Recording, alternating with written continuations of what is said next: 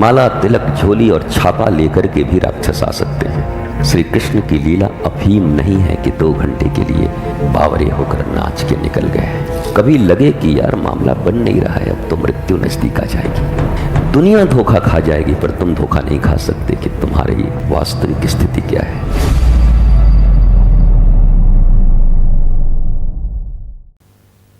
जितने भी जीव हैं, मनुष्य हैं, वो सब अपने इस जीवन का पूर्ण आनंद प्राप्त कर पाते हैं।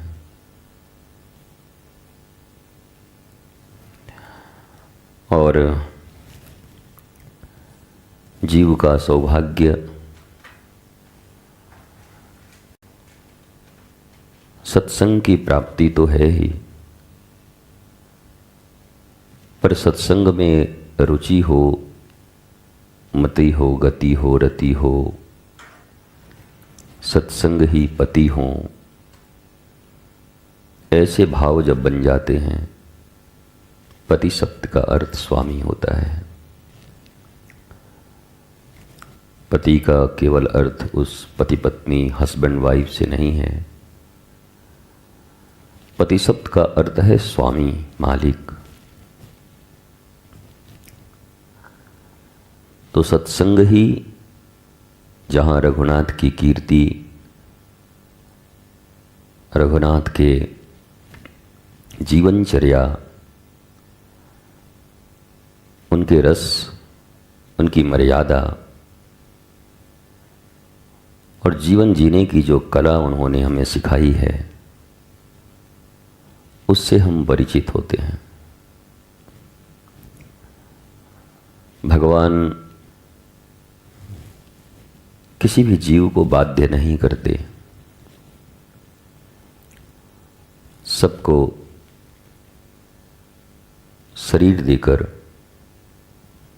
स्वतंत्र कर देते हैं। और ये स्वतंत्रता इसलिए है कि या तो बंधन चुनो या अपनी स्वतंत्रता को अक्षुण्ण रखो, बचाए रखो। पर हम में से ज़्यादातर लोग अपनी स्वतंत्रता छोड़ बंधन में बंधते हैं,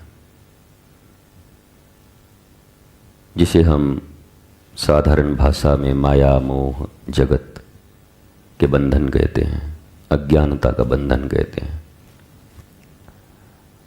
और इसी कारण जीव के जीवन में समस्याएं बनी ही रहती हैं। वो समाधान एक का करता है और 1000 समस्याएं उसके जीवन में उपस्थित हो जाती हैं, क्योंकि उसका मूल खराब है, उसके बीज खराब हैं। बीज को बदले बिना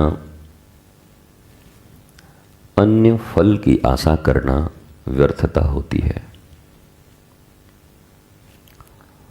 विचार बीज हैं, विचार ही कर्म के रूप में परिणित होते हैं,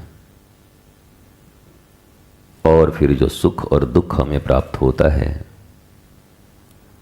वो उसी बीज के वृक्ष और उससे प्राप्त फल होते हैं। इसलिए मनुष्य को चैतन्य विचार के समय ही होना चाहिए। विचार बिगड़े तो कर्म न सुधरेगा, और कर्म न सुधरा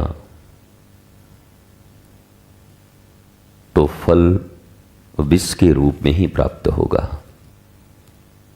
पॉइजन, दुख, शोक, बंधन, तनाव, अवसाद। इसलिए प्रथम संभलने की, आनंद प्राप्त करने की अगर कोई सीढ़ी है तो विचार है।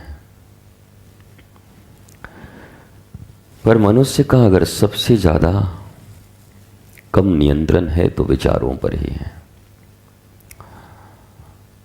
हर सेकंड, हर क्षण असंख्य विचार उसके मन में आते हैं, जिसका वास्तविकता से कोई रिलेशन नहीं होता, फिर भी मनुष्य विचारों का पुलिंदा है। विचारों के नियंत्रण के लिए भी इंद्रियों का विषय से संयोग एक महत् कारण माना जाता है। हमारी जो इंद्रियां हैं वो जिस विषय से संपर्कित होती हैं वैसे ही विचार मन में उत्पन्न होने लगते हैं, और वही विचार कर्म के रूप में हमसे होने लगते हैं। इसलिए दो चीजें आवश्यक हैं। प्रथम, इंद्रियों का संयोग किन विषयों से हो रहा है, इस पर आपका गहरा नियंत्रण होना चाहिए। उन इंद्रियों का विषयों के साथ संयोग आपकी अर्थात आत्मा की इच्छा के अनुरूप हो, मन की इच्छा के अनुरूप न हो। आत्मा जो रियल में है, ज्ञान से उपलब्ध रियल में, वास्तविक सत्य में। कल अहम की चर्चा चलती थी। वो अहम जो शरीर, मन और बुद्धि से नहीं जुड़ा है, वो अहम जो सत्य में, आनंद में, विराटता में अर्थात आत्मा में जुड़ा हुआ है। इस आत्म में से लिए गए हर निर्णय मनुष्य को आनंदित करते हैं, वर्धित करते हैं। मन, बुद्धि और शरीर से लिए गए हर निर्णय मनुष्य को बंधन में डालते हैं, दुखी करते हैं। इसलिए निर्णय का या विचार का बीज आत्मा से ही निकलनी चाहिए। इसलिए आपने एक शब्द सुना होगा, आत्मचिंतन करो। लोग कहते हैं आत्मचिंतन करो। चिंतन तो मन करता है। तुम्हारी जितनी भी चिंताएं हैं वो मन करती हैं, पर शास्त्र, संत, महापुरुष, आध्यात्म, धर्म, भक्ति, ज्ञान, ये सब कहते हैं आत्मचिंतन करो। आत्मचिंतन के लिए पहले आत्मा को जानना जरूरी है। कितने लोग तो मर जाते हैं 80 साल की उम्र में, पर बस रटते ही रहते हैं आत्म आत्म, समझ नहीं पाते कि आत्म है क्या। कभी आत्मा से उनका परिचय ही नहीं होता। जन्म लिए, इंद्रियों के भोग भोगे,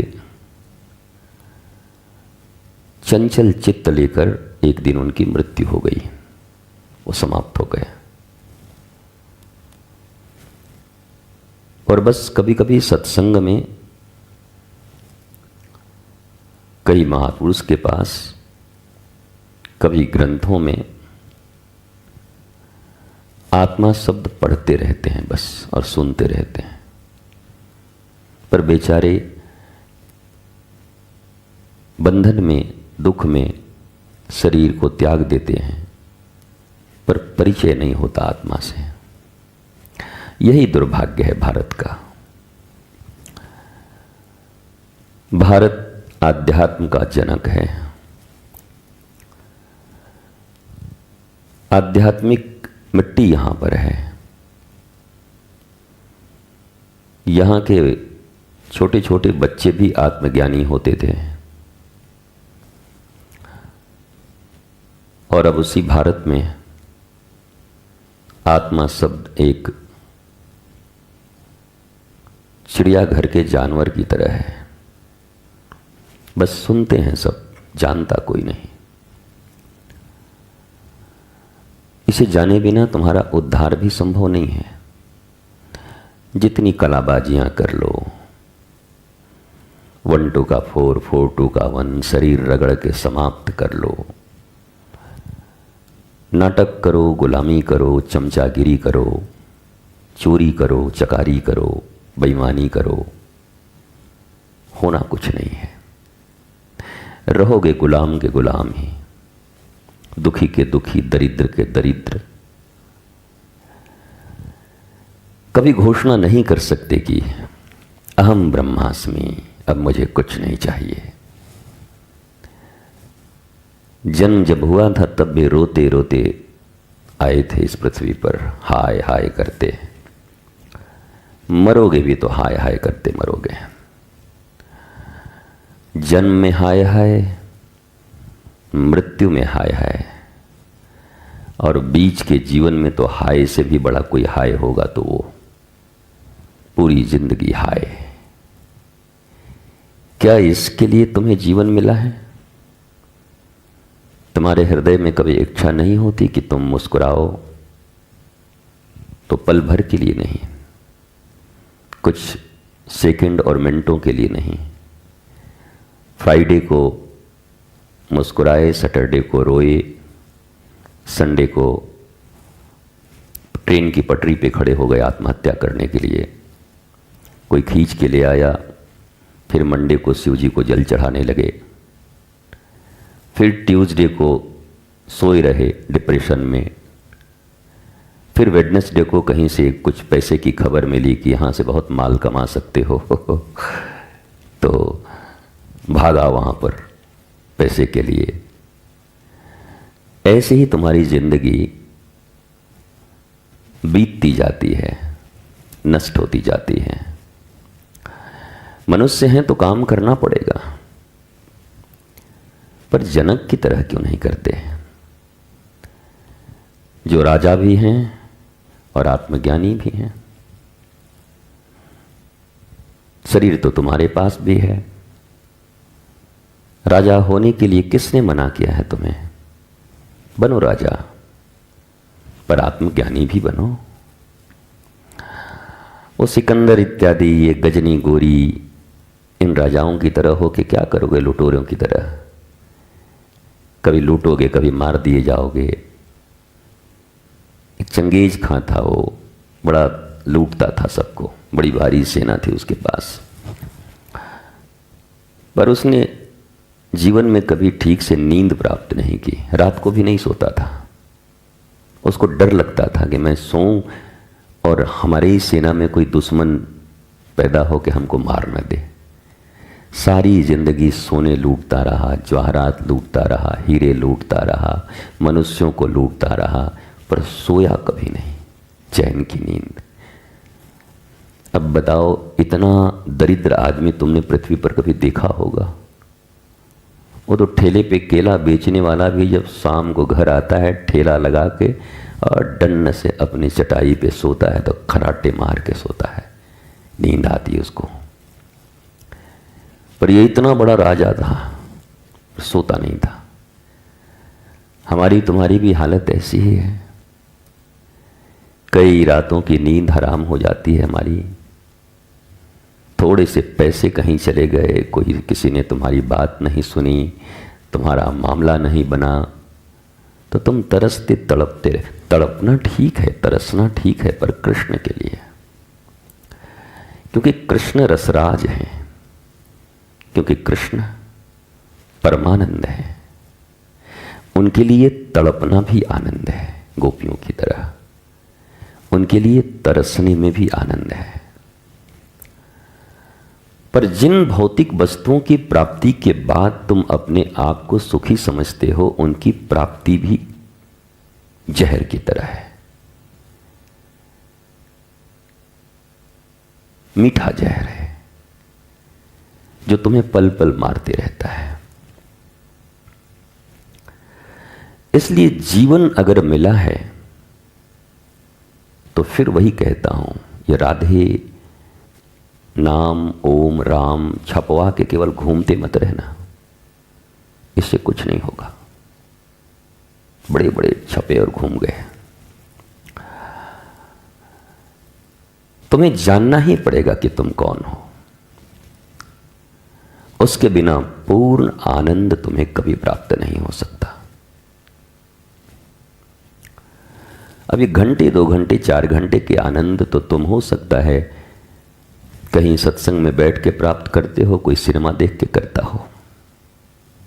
अंतर क्या है? एंटरटेनमेंट ही तो है 1 घंटे का। वो कुछ और से कर रहा है, तुम कुछ और से कर रहे हो। तुम में और उसमें अंतर तो तब माना जाए ना कि तुम 24 घंटे आनंद में हो, ऑलवेज, फॉर एवर। अगर तुम भी एक ही, मैं वहां जब जाता हूं ना मंदिर में, मुझे बहुत आनंद आता है, उसके बाद मेरा मन बिल्कुल बेचैन लगता है। ओ हो, तुम सिनेमा देखते हो लगता है। मंदिर तुम्हारे लिए एक सिनेमा है, टीवी सीरियल है 1 घंटे का। क्योंकि मंदिर में जो बैठा है उसको अगर तुमने समझ लिया, पा लिया, तो फिर 1 घंटे का आनंद क्यों है तुम्हारे पास? तुम में से तो कुछ लोग अच्छे हैं कि सुन भी पा रहे हो ये, बाकी ये जो मुर्गा छाप हैं लोग, छापा मार का, वो तो हमें सुन भी नहीं सकते ठीक से। उनके कैपेसिटी नहीं है सुनने की उनकी, क्योंकि इस जीवन में उनको इसी वृंदावन में एक बत्सासुर हुआ करता था, असुर राक्षस। भगवान को जब बहुत रूपों से नहीं मारा जा सका तो बत्सासुर आया तिलक कुलक करके। बत्सासुर का अर्थ समझे? बछड़ा बन के आया। ठाकुर गोपाल हैं, सोचा ये गाय को और बच्चे को तो मारेंगे नहीं, बस इसी में जैसे ही नजदीक आएगा इसी को मार देंगे। पर ठाकुर ने मार दिया। बाद में बहुत लोगों ने कहा तुम गोपाल हो के गाय के बच्चे का तुमने हत्या कर दिया, क्या कृष्ण तुम कैसे हो? अब उस जमाने भी मनुष्य ऐसे थे कि ठाकुर जी से भी प्रायश्चित करवा दिए। वो राक्षस मारे, उनसे भी प्रायश्चित करवा दिया। और अभी भी तुम जाओगे वहाँ राधा कुंड इत्यादि में तो तुमको कथा सुनाएंगे लोग कि वो जब आए तो फिर वहाँ आकर के फिर इसमें स्नान किए, फिर ये किए, फिर वो किए। और हम तो सुनते हैं, फिर अजीब भी हमको लगता है, हंसते भी हैं हम। अच्छी बात है, चलो ठीक है। ठाकुर जी ने संदेश दिया, माला तिलक झोली और छापा लेकर के भी राक्षस आ सकते हैं। बत्सासुर उसी का स्वरूप था। श्री कृष्ण की लीलाएं जीवन की लीला है।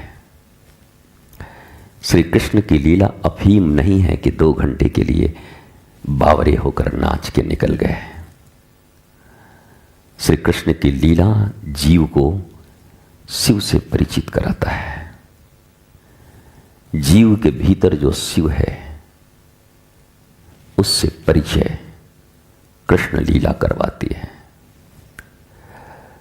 तुम अगर थोड़े बहुत साधन में सुखी हो तो डिस्टर्ब मत होना मुझे सुनकर, तुम अपने छापे में लगे रहना, कोई दिक्कत नहीं। कभी लगे कि यार मामला बन नहीं रहा है, अब तो मृत्यु नजदीक आ जाएगी, ये आधा अधूरा मामला ही चल रहा है, क्योंकि मनुष्य को जांचने वाला खुद से ज्यादा इस दुनिया में कोई नहीं हो सकता। तुम्हारा टेस्ट तुम ही कर सकते हो और कोई नहीं।